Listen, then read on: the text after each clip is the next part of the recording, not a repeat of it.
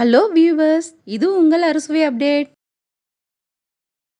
இன்னைக்கு நம்ம பார்க்க போகிறது ஒரு சிம்பிளான ஸ்வீட் ரெசிபி. வீட்டில் இருக்கிற ஒரு சில பொருட்களை வச்சு ரொம்ப சிம்பிளாகவும் டேஸ்டியாகவும் செய்து முடிச்சிடலாம். வீடியோவுக்கு போகிறதுக்கு முன்னாடி நம்ம சேனலில் போடுற வீடியோஸ்க்கெலாம் லைக் பண்ணாமே நிறைய பேர் பார்த்துட்டு இருக்கீங்க. லைக் பண்ணி சப்ஸ்கிரைப் பண்ணி நம்ம சேனலுக்கு சப்போர்ட் பண்ணுங்க. வாங்க இது எப்படி பண்ணுறதுன்னு பார்க்கலாம். இது பண்ணுறதுக்கு ஒரு மீடியம் சைஸ் தேங்காய் எடுத்திருக்கேன். கருப்பு பகுதியை விட்டுட்டு இது போல் வெள்ளை பகுதியை மட்டும் நல்லா துருவி எடுத்துக்கோங்க. இப்போ இந்த துருவின தேங்காவை நம்ம மிக்ஸி ஜாரில் சேர்த்துக்கலாம்.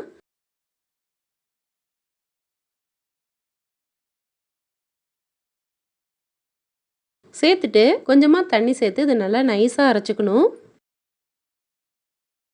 இப்போ நல்லா அரைச்சிட்டு வந்துட்டேன். இது ஒரு வடிகட்டி வச்சுட்டு நல்லா வடிகட்டிக்கோங்க.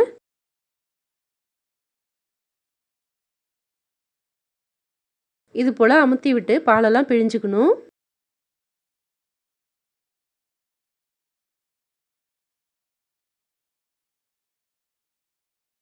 பிழிஞ்ச தேங்காவை திரும்பவும் மிக்ஸி ஜாரில் சேர்த்துட்டு கொஞ்சமாக தண்ணி ஊற்றி திரும்பவும் அரைச்சிக்கலாம். ரெண்டாவது முறை அரைச்ச தேங்காவையும் நல்லா பிழிஞ்சு பால் எடுத்துக்க போகிறேன்.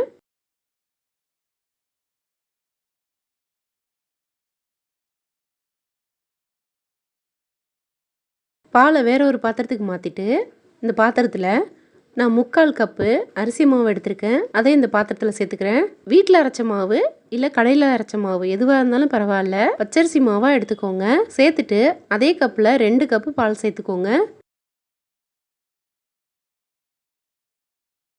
இது கட்டி எதுவும் இல்லாத போல் நல்லா கலந்து விட்டுக்கணும். கட்டிகள் இருக்கிறது போல் இருந்தால் நல்லா இந்த கரண்டி வச்சுட்டு உடச்சி விட்டு நல்லா கரைச்சி விட்டுக்கோங்க.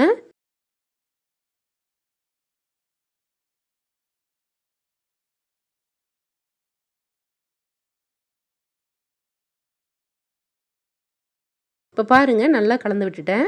இதில் கட்டி எதுவுமே இல்லை. இது அப்படியே இருக்கட்டும். 3/4 கப்பு அரிசி மாவு எடுத்திருந்தோம். 1 கப்பு உடைச்ச வெல்லம் எடுத்திருக்கேன். அதை ஒரு பாத்திரத்தில் சேர்த்துக்கிறேன். இனிப்பு அதிகமாக பிடிக்கும் அப்படின்னா இன்னும் ஒரு 1/4 கப்பு வெல்லம் சேர்த்துக்கலாம். வெல்லத்தை பேனில் சேர்த்துட்டு 1 கப்பு தேங்காய் பால் ஊற்றிக்கோங்க. நல்லா இதை கலந்து விட்டுடணும். பாகுபதம் வர தேவையில்லை, நல்லா வெல்லம் கரைஞ்சி வந்தால் போதும்.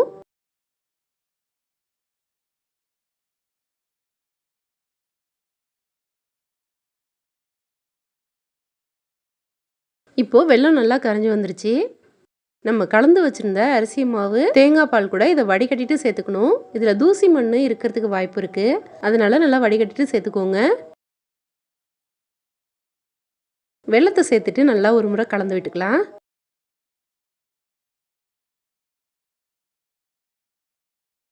இப்போது அதே பேனில் இந்த மிக்ஸை சேர்த்துக்கணும்.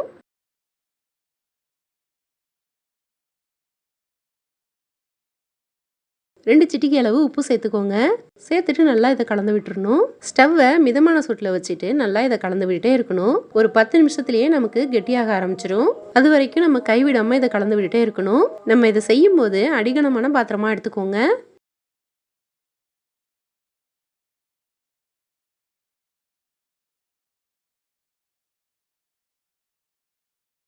இப்போ பாருங்கள், கொஞ்சம் கொஞ்சமாக கெட்டியாகி வந்துட்டுருக்கு. ஸ்டவ்வை மீடியம் ஃப்ளேம் லோ ஃப்ளேம்னு மாற்றி மாற்றி வச்சு இதை கலந்து விட்டுக்கணும்.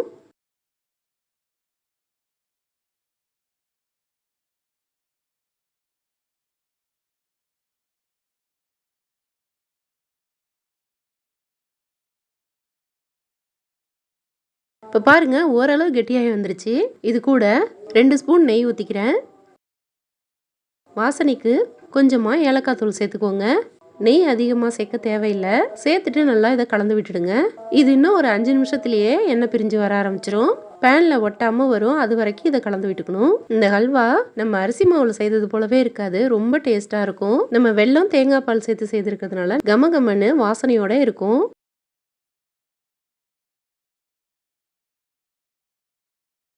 இப்போ பாருங்க, இது ஓரங்கள்லாம் எண்ணெய் பிரிய ஆரம்பிச்சிடுச்சு. இதுதான் சரியான பதம். ஒரு 4-5 முந்திரி பருப்பை உடச்சி வச்சுருக்கேன். இதில் சேர்த்துட்டு நல்லா இதை கலந்து விட்டுட்டு ஸ்டவ் ஆஃப் பண்ணிக்கலாம். இதை இப்படியேவும் சாப்பிட்லாம், இல்லை இதை நெய் தடவின பாத்திரத்தில் சேர்த்துட்டு செட் பண்ணிவிட்டு பீஸ் போட்டும் கொடுக்கலாம். நம்மளோட சூப்பரான டேஸ்டியான அல்வா ரெடி ஆகிடுச்சு. ஸ்வீட் சாப்பிட்ணுன்னு ஆசைப்படும் போது வீட்டில் இருக்கிற ஒரு சில பொருட்களை வச்சு ரொம்ப சிம்பிளாக செய்திடலாம். இது சின்ன குழந்தைங்கலேருந்து பெரியவங்க வரைக்குமே விரும்பி சாப்பிடுவாங்க. நீங்களும் இது போல் ஒரு முறை ட்ரை பண்ணி பாருங்கள். இந்த வீடியோ பிடிச்சிருந்தா லைக் பண்ணுங்கள், ஷேர் பண்ணுங்கள். நம்ம சேனலுக்கு புதுசாக இருந்தால் சப்ஸ்கிரைப் பண்ணுங்கள். தேங்க்யூ.